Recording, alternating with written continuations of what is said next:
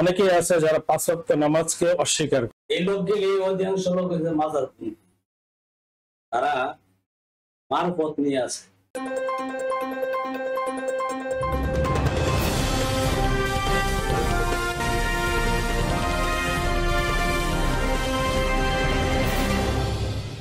I news 21 আজ ও আগামীর কথা বলে। রাজনীতি, শিক্ষা, খেলাধুলা, সমাজ ব্যবস্থা সহ বিভিন্ন বিষয় নিয়ে আই নিউজ 21 এর আলোচনার গোল টেবিল। আসসালামু আলাইকুম দর্শক, আমন্ত্রণ জানাচ্ছি আই নিউজ 21 এর নিয়মিত আয়োজন আলোচনা গোল টেবিল বৈঠক। দর্শক যে যেখান থেকে দেখছেন, আজকের অনুষ্ঠানের পক্ষ থেকে সকলকে স্বাগত। দর্শক, ইসলামের 5টি মূল ভিত্তি আছে, এর মধ্যে অন্যতম ভিত্তি হচ্ছে নামাজ। আর এই নামাজ নিয়ে আমাদের বাংলাদেশে বিভিন্নভাবে বিভিন্ন মতভেদ রয়েছে। এই সম্পর্কিত আজকে আলোচনা হবে আমাদের স্টুডিওতে, এবং আজকের অতিথি হয়ে উপস্থিত হয়েছেন হযরত মাওলানা মুফতি মহিউদ্দিন আশরাফি, খতিব বাইতুন নূর জামে মসজিদ ওয়ারি ঢাকা, শাইখুল হাদিস জামিয়া ইসলামিয়া কারিমিয়া মহিলা মাদ্রাসা কোতালীচর বেন্ডাতলা মাধবদী। আমাদের স্টুডিওতে আরেকজন অতিথি উপস্থিত হয়েছেন হযরত মাওলানা মুফতি মাকসুদুর রহমান নুরানী, মহাসচিব মাজমাউল উলামা আল ওয়াইজিন বাংলাদেশ। দুজনকে আমাদের স্টুডিওতে স্বাগতম। জি হযরত, আপনি কেমন আছেন? আলহামদুলিল্লাহ, আল্লাহ পাক খুব ভালো লাগছে। আপনি কেমন আছেন? আলহামদুলিল্লাহ, আল্লাহ পাক ভালো রাখছেন। জি হযরত, আমাদের দেশে এমন কিছু লোক আছে যারা, অনেকেই আছে যারা পাঁচ ওয়াক্ত নামাজকে অস্বীকার করে। তারা বলে যে কোরআন হাদিসে নাকি পাঁচ ওয়াক্ত নামাজের কথা উল্লেখ নেই। আসলে কি তাদের মন্তব্যটা তারা কোত্থেকে করে, যদি একটু আমাদের দর্শকদেরকে বলতেন। আলহামদুলিল্লাহ, আসলে নামাজ এটা আল্লাহ পাকের একটা বিধান। বালেগা হয়, সাবালক সাবালিকা হয়, তারপর থেকে মৃত্যুর আগ পর্যন্ত তার উপর নামাজ পড়া হলো ফরজ। একমাত্র শরীয়ী ওযর ছাড়া নামাজ ছাড়ার অনুমতি ইসলামের বিধানে নেই।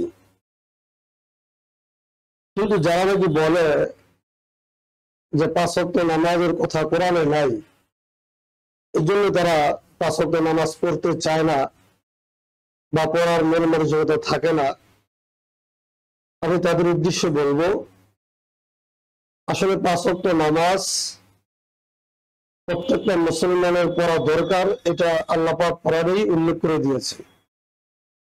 দলিল হিসাবে আমরা সূরা কাহাফ আয়াত নম্বর 130 এই আয়াতকে আমরা সামনে রাখতে পারি। এই আয়াত আল্লাহ রাব্বুল আলামিন বলেন, ফাসবির আলা মা ইয়াকুলুনা ওয়াসাব্বিহ বিহামদি রাব্বিকা ক্বাবলা তুলুইশ শামসি ওয়া ক্বাবলা গুরুবিহা ওয়া মিন আনাইল লাইলি ফাসাব্বিহ ওয়া আতরাফান নাহারি লাআল্লাকা তারদা।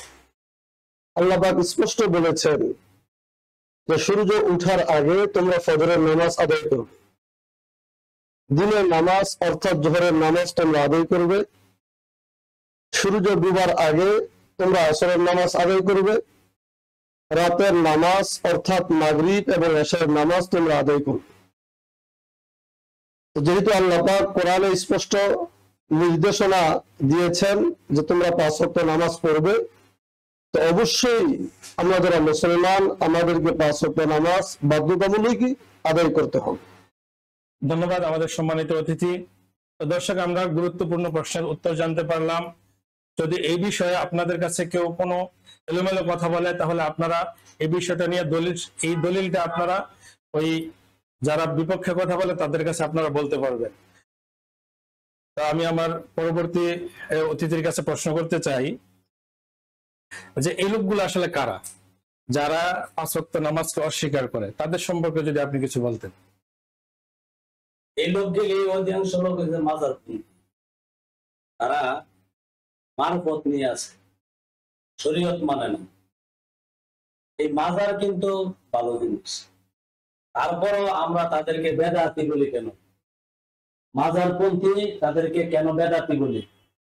মাজারপন্থীরা নামাজ ছেড়ে দিয়েছে, তারা আল্লাহর বিশাল বড় একটা বিধান, যে বিধান নাকি 5 ওয়াক্ত নামাজ আমাদেরকে পড়তেই হবে, সেই বিধান তারা অস্বীকার করছে।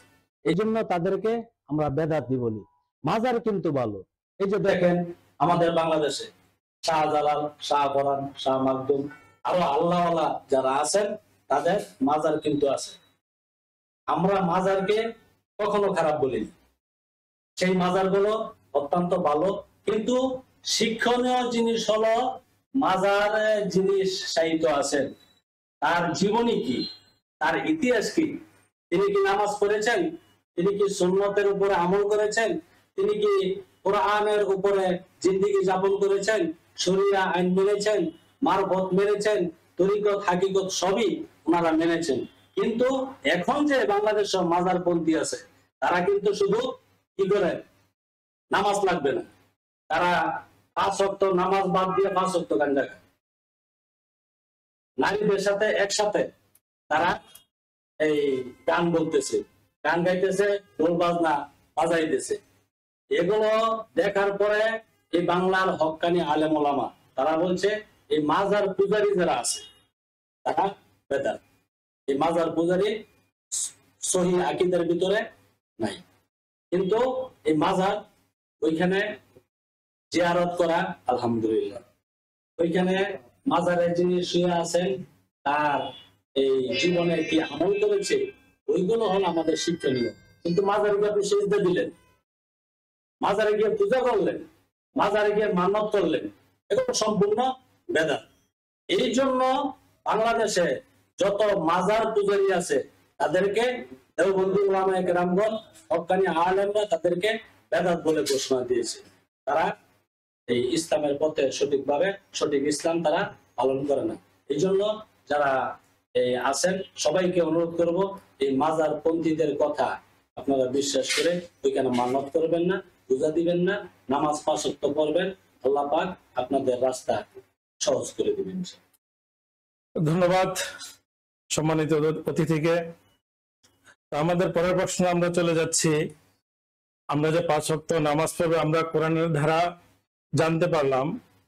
অনেকে আছেন যে নামাজ 5 ওয়াক্ত পড়ে কিন্তু এদিক সেদিক করে জামাতের সাথে আদায় করতে চায় না। তো হযরত এই 5 ওয়াক্ত নামাজ আছে, অনেকে জামাতের সাথে আদায় করতে চায় না। অনেকে বলে যে 5 ওয়াক্ত নামাজ জামাতের সাথে কথা উল্লেখ কোরআনে উল্লেখ নেই। আসলে এই ব্যাপারটা নিয়ে যদি কিছু বলতেন। আলহামদুলিল্লাহ, আপনাকে ধন্যবাদ। বিষয়টা হলো যেভাবে নাকি 5 ওয়াক্ত নামাজ পড়া হলো ফরজ, ঠিক তেমনি ভাবে আমরা যারা পুরুষ রয়েছি আমাদের জন্য 5 ওয়াক্ত নামাজ জামাতের সহিত পড়া এটা অত্যন্ত জরুরি। যারা নাকি মনে করে যে 5 ওয়াক্ত নামাজ দরকার নেই, অথবা যারা জামাতকে অস্বীকার করে, আসলে যারা জামাতকে অস্বীকার করে তাদের বিষয়টা তো ভিন্ন। কিন্তু প্রকৃত অর্থে নামাজ পুরুষকে জামাতের সহিতই পড়তে হবে, চাই এটা মসজিদ হোক, অথবা মাদ্রাসা হোক, অথবা অফিস হোক, অথবা আদালত হোক, অথবা রাস্তাঘাট, যে কোনো জায়গায় হোক নামাজ জামাতের সহিত পড়তে হবে। এটা পুরুষদের জন্য। আল্লাহ পাক সূরা বাকারা আয়াত নম্বর 43 এই আয়াত আল্লাহ বলেন, ওয়া আকিমুস সালাহ ওয়া আতুজ যাকাত ওয়ারকাউ মা'আর রাকিঈন।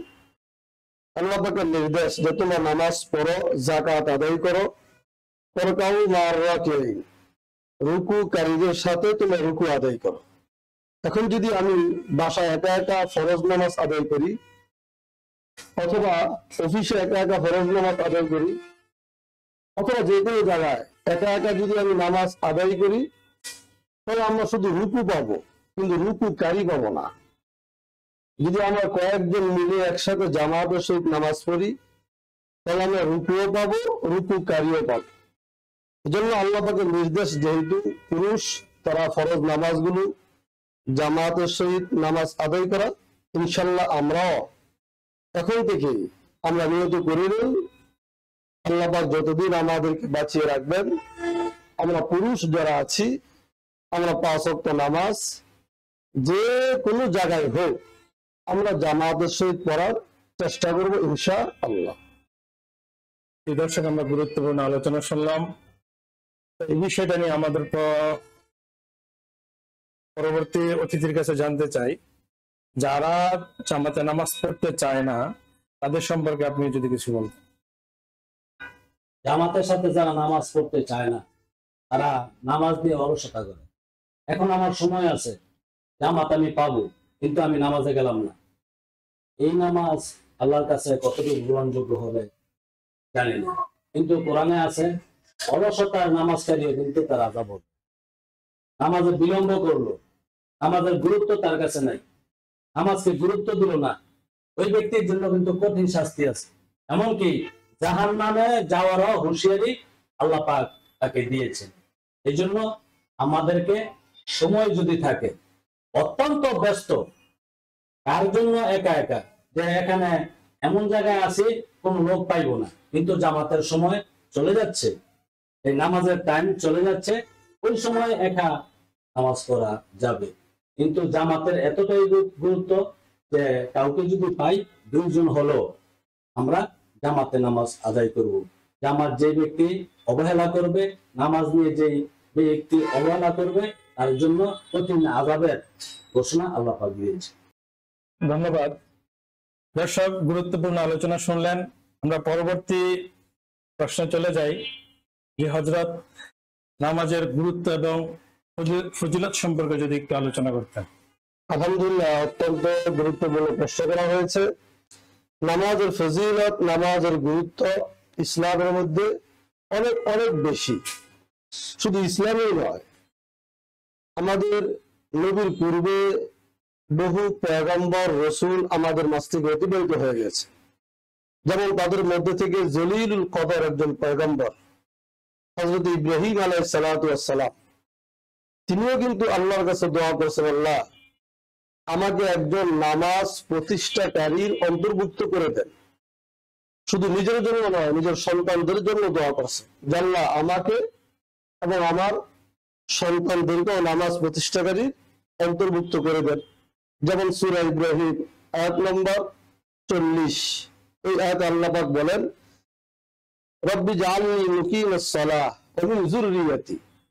ইব্রাহিম আলাইহিস সালাতু ওয়াস সালাম আল্লাহকে বলতেছেন, আল্লাহ আমাকে এবং আমার সন্তানদেরকে নামাজ প্রতিষ্ঠাকারী বানায় দেন। তাহলে নামাজের দাম, মূল্য কত কত বেশি। দেখেন, আজকে আমাদের সমাজে বহু মানুষ আমরা রয়েছি যারা অনেক টাকা পয়সা আমরা উপার্জন করি। ছেলে বিদেশ থাকে, মেয়ে বিদেশ থাকে, নিজে বিদেশ থাকে, লক্ষ লক্ষ টাকা উপার্জন করে, কিন্তু টাকার মধ্যে কোনো বরকত নেই। তালাশ করে আপনি দেখবেন যে লোকটা নামাজের সাথে তার কোনো সম্পর্ক নেই। তার কারণ নামাজ এটা এমন একটা ইবাদত, কেউ যদি নামাজ সঠিকভাবে আদায় করে, আল্লাহ পাক তার জান, মাল, ব্যবসা বাণিজ্যে সর্বক্ষেত্রেই আল্লাহ পাক তাকে বরকত দান করে। যেমন আল্লাহ পাক সূরা নূর আয়াত নম্বর 56, এই আয়াত আল্লাহ বলেন, ওয়া আকিমুস সালাহ ওয়া আতুজ যাকাহ ওয়া আতিউর রাসূল লাআল্লাকুম তুরহামুন। আল্লাহ বলে, বান্দা তোমরা নামাজ আদায় করো, যাকাত আদায় করো, আমার রাসূল তোমাদেরকে যেভাবে নামাজ শিক্ষা দিয়েছেন এভাবে তোমরা নামাজ আদায় করো। যদি তোমরা ওইভাবে নামাজ আদায় করতে পারো, অবশ্যই তোমাদের উপরে আল্লাহর পক্ষ থেকে রহমত এবং বরকত চলে আসবেন। অনেক সময় দেখা যায় আমরা অনেক পেরেশানিতে থাকি, অনেকে পেরেশানি ছাপ ভাব মুখে অনেকের প্রকাশ হয়, চেহারা তাকালে দেখা যায় সে লোকটা অনেক পেরেশানি ভোগ করতেছে, শান্তি নাই। জিজ্ঞাসা করে দেখবেন তার নামাজের সাথে কোনো সম্পর্ক নেই। তার কারণ নামাজই এমন একটা ইবাদত, কেউ যদি সঠিকভাবে 5 ওয়াক্ত নামাজ আদায় করে, আল্লাহ পাক দুনিয়াতে যত ধরনের ভয় এবং পেরেশানি থাকবে, সমস্ত ভয় এবং পেরেশানি আল্লাহ বান্দা থেকে অটোমেটিক দূর করে দিবে। সূরা বাকারা আয়াত নম্বর 277, এই আয়াত আল্লাহ বলেন, ওয়া আকিমুস সালাহ ওয়া আতুজ যাকাহ। এই আয়াত আল্লাহ বড় আয়াত, লম্বা আয়াত। এই আয়াত আল্লাহ বলে, বান্দা তোমরা যদি নামাজ আদায় করো, যাকাত আদায় করো, আমল সালেহ করো, লা খাউফুন আলাইহিম ওয়া লা হুম ইয়াহজানুন, তাদের কোনো ভয়ও থাকবে না এবং পেরেশানিও থাকবে না। এজন্য আমি বলবো অবশ্যই আমরা 5 ওয়াক্ত নামাজ জামাতের সহিত আদায় করার চেষ্টা করব। আল্লাহ পাক আমাদের সর্বক্ষেত্রে সর্ব অবস্থায় আল্লাহ বারাকা দান করবে। ধন্যবাদ দর্শক, আমরা গুরুত্বপূর্ণ আলোচনা শুনলাম। আলোচনার মাধ্যমে আমরা জানতে পারলাম নামাজের গুরুত্ব এবং ফজিলত সম্পর্কে।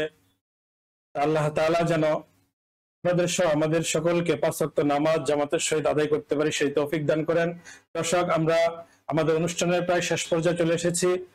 যাওয়ার আগে বলতে চাই, আপনারা যদি আরো কোনো বিষয়ে নামাজ সম্পর্কে জানতে চান অবশ্যই আমাদের কমেন্ট বক্সে জানাবেন এবং পরবর্তী অনুষ্ঠানে আমরা সেই অনুযায়ী আলোচনা করার চেষ্টা করব।